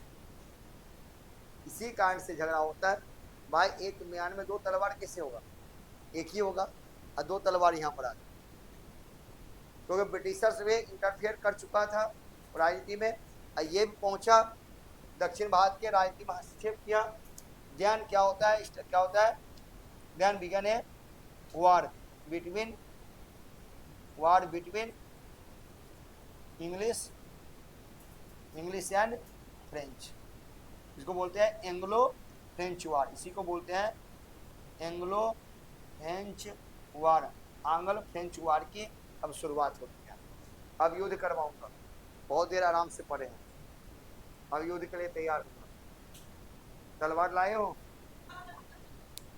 ये तलवार क्या उठाएगा बेचारा।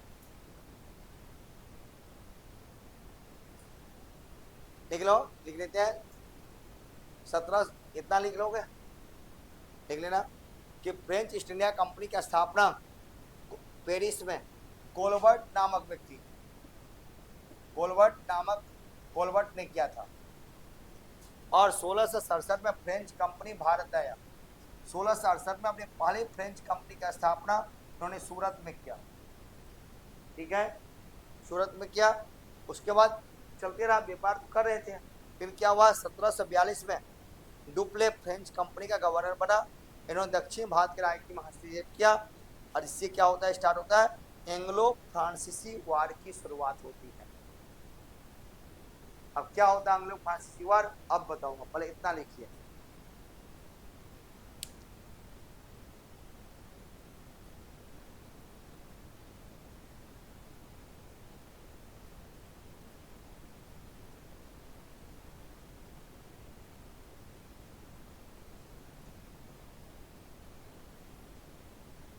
हाँ जी, पढ़े हो ना फ्रेंच, बताओ एंग्लो फ्रेंच वार के बारे में, क्यों नहीं पता है? नोट्स है ना आपके पास, तो पढ़े थे क्लास में, रिवीजन कभी नहीं किया क्या? बताइए, अब अगला पॉइंट आप ही बताएंगे, पहले ही कहा दिया था आपको बताना है। हाँ, एंग्लो फ्रेंच वार स्टार्ट होता है, आप कैसे स्टार्ट होता है बताऊंगा ना, अभी बताऊंगा, अभी तो लिखो, देखो ना, एक सन नहीं है यहाँ पर, तीन तीन सन है। हाँ, ऐसे रही। और इंडिया में उस एंग्लो फ्रेंच का नाम है कर्नाटिक वार, कर्नाटिक, इसको हिंदी में कहते हैं कर्नाटक। क्यों मैसूर होगा? हाँ,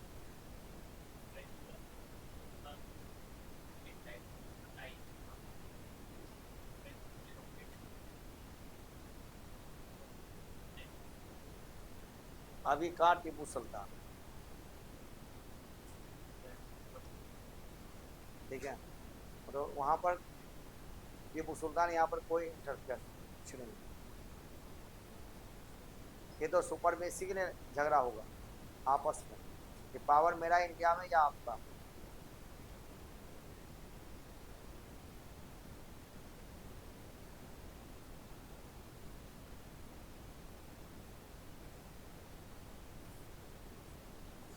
लास्ट में 1799, बताता हूँ 1799 में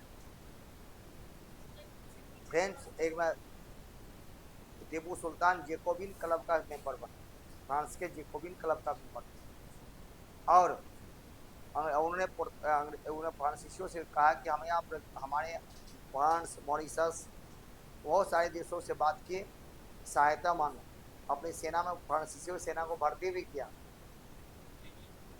लेकिन वह उसी साल युद्ध होती है, मर गए, युद्ध करते ही मर गए, श्रीरंगपट्टनम में मृत्यु हो गई।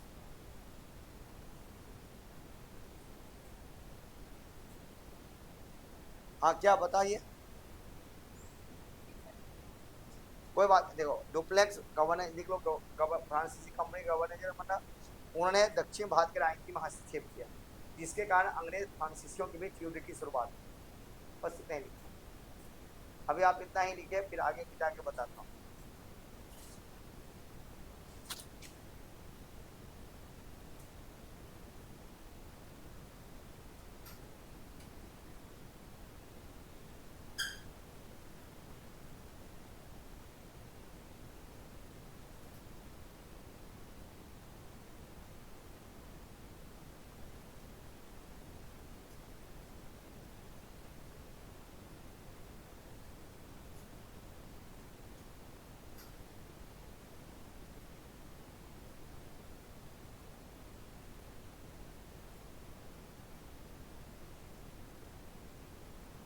गया, डन हो गया, मिटा दिया हूं। देखो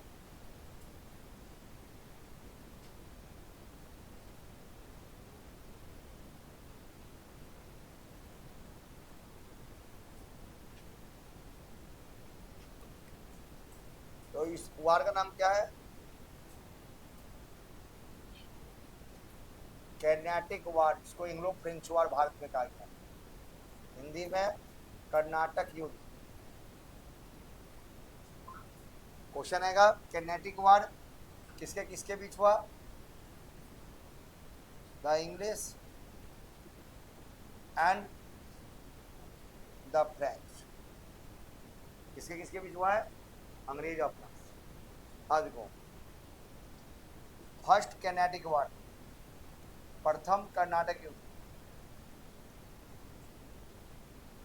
प्रथम कर्नाटक युद्ध कब हुआ था? से श्योर लिख दो तो लिख दो, ठीक है। प्रथम कर्नाटक वार 1746 से 48, ये किसके किसके बीच? इंग्लिश यानी अंग्रेज और फ्रांसीसी के बीच। हाँ जी मैडम जी बताइए, क्यों लड़ाई हुआ, झगड़ा क्यों हुआ?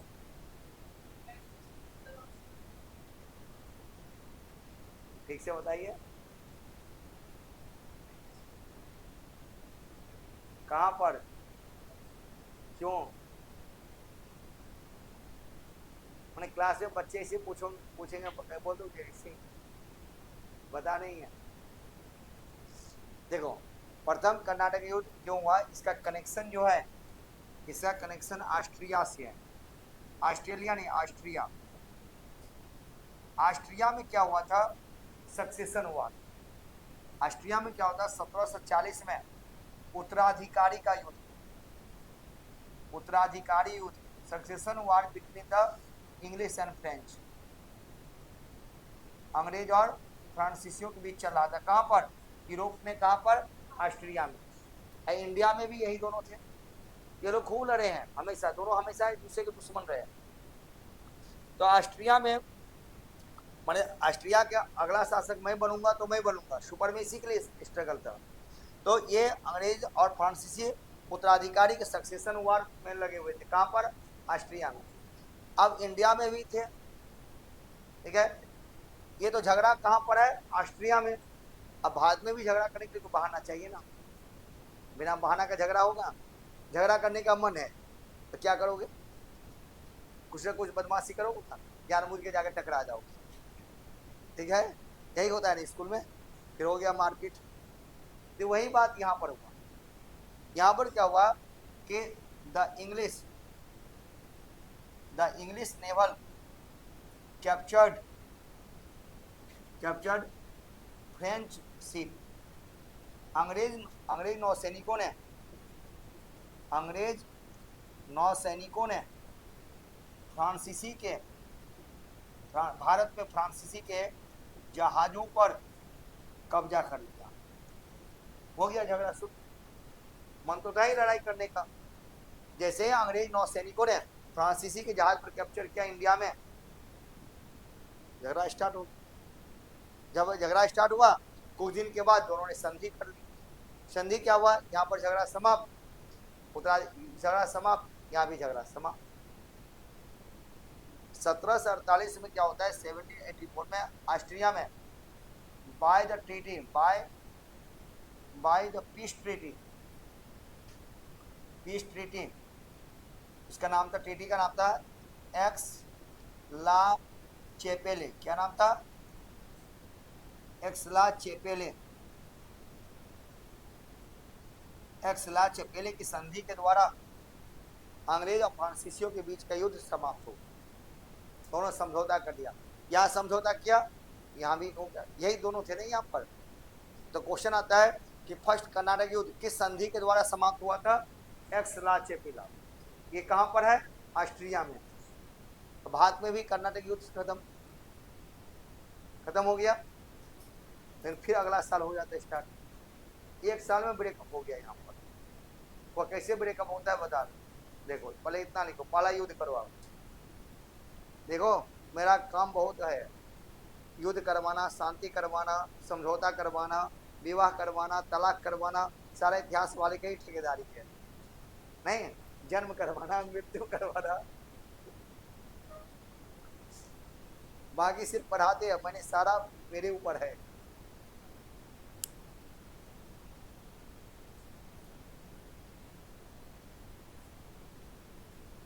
टू द पॉइंट आप लोगों को पेपर हिसाब से बता रहा हूँ।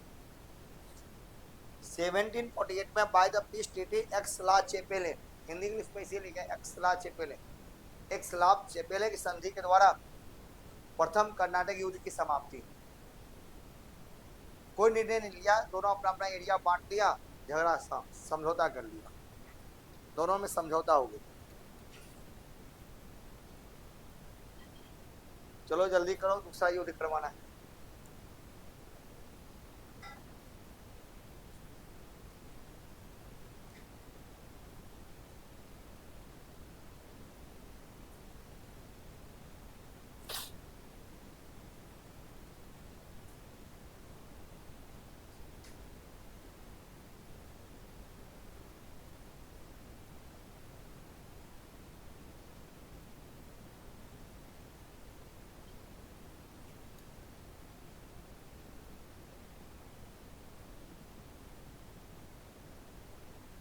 डन।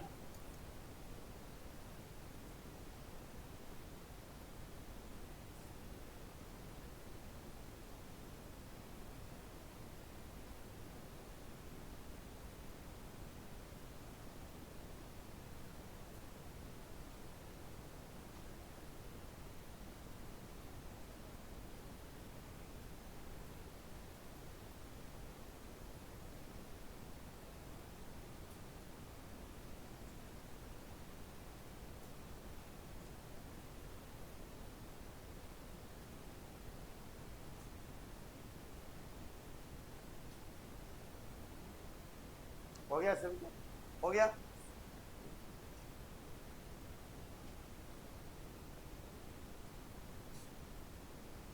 अब देखो सेकेंड कर्नाटिक वार, सेकेंड कर्नाटिक वार कब, 17 कब से कब, 1749 से 17, यही है ना। देखो 1748 में क्या हुआ था, समझौता, फिर 70 अगले साल फिर से लड़ाई, फिर से लड़ाई स्टार्ट हुई। और ये भी किसके किसके बीच, वही यही दोनों है, इंग्लिश एंड फ्रेंच। सेकेंड यानी कि कर्नाटक का दूसरा युद्ध। ये युद्ध का कारण क्या था, ये अजीब बातें थी। Post of Nawab, Nawab of Karnataka and post of Nizam of Hyderabad. देखो बेवकूफ लोग थे भारत के नवाब और ये सब निजाम सब, यानी कि कर्नाटक के नवाब, कर्नाटक के नवाब पद एवं कर्नाटक के शासक क्या बोलते थे, नवाब, और हैदराबाद के शासक क्या बोलते हैं, निजाम। और हैदराबाद के निजाम पद को लेकर के आपस में झगड़ा हुआ ये लोग। कहानी समझाता हूँ, समझ लीजिए। कर्नाटक के नवाब दोस्त अली की मृत्यु हो, ठीक उसी समय हैदराबाद के निजाम की भी मृत्यु हो गई। इसके उत्तराधिकारी आपस में लड़ लिए। यहाँ पर जीजा साला का युद्ध है, और यहाँ पर बाप बेटे का युद्ध हुआ। नवाब निजाम मैं बनूंगा तो मैं बनूंगा, ये का नवाब आपस में लग रहा है। अब कहोगे इसमें अंग्रेज फ्रांसीसी कहाँ से आ गए, तो एक को सपोर्ट अंग्रेज ने किया, एक को सपोर्ट फ्रांस ने किया। लोग चाहते थे ना हमें जगह मिले भारत में। डुप्लेक्स जो था, मैंने क्या, डुप्लेक्स तो फ्रांसीसी गवर्नर था, वह ग्रेट वॉरियर, ग्रेट डिप्लोमेट, वो चाहता था कि हमारा सुपरमेसी हो भारत। और हमेशा डुप्ले को ही सफलता मिलती है। और जिसको जिसको डुप्ले ने सपोर्ट किया फ्रांसीसियों ने वो जीता। यहाँ पर आपस में लड़े हैं, लेकिन मौका किसको मिला? अंग्रेज और फ्रांसीसी। एक को सपोर्ट इंग्लिश ने किया, एक का सपोर्ट फ्रांसीसियों ने किया। हाँ नहीं, यहाँ पर नवाब पद के लिए झगड़ा हुआ, तो यहाँ पर जो इसके उत्तराधिकारी थे, ठीक है, इसका बेटा कहा कि हम बनेंगे, इसका जीजा कहा कि हम बनेंगे, आपस में लड़ लिए। यहाँ पर इसके निजाम जब मरा, इसका बेटा हम कहेंगे, लेकिन उसका खुद का बेटा, इसका पोता था, कहा कि मैं बनूंगा। ये आपस में लड़ रहे थे, आपस में लड़ाइयाँ थी, लेकिन सपोर्ट क्या किसने? एक को अंग्रेज ने, एक को फ्रांसीसी ने। अब फ्रांसीसी जिसको जिसको सपोर्ट किया वो जीत गया, फिर बाद में समझौता कर लेते। कौन सा संधि है? सेकंड कैनाडिक वार किस संधि के द्वारा समाप्त हुआ? ठीक है, मद्रास, श्योर?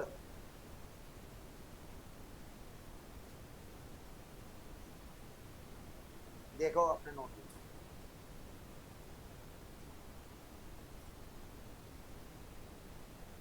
और दोनों ने समझौता कर लिया। लिख लो, इतना बस यही है इसमें कि कर्नाटक के नवाब पद एवं हैदराबाद के निजाम पद को लेकर के दोनों ने एक दूसरे में हस्तक्षेप किया, बस यही कारण है। हाँ, अरे इतना डेप्थ में जाने की जरूरत नहीं, कौन किसी, बहुत लंबा कहानी, क्या करोगे आप लोग जान।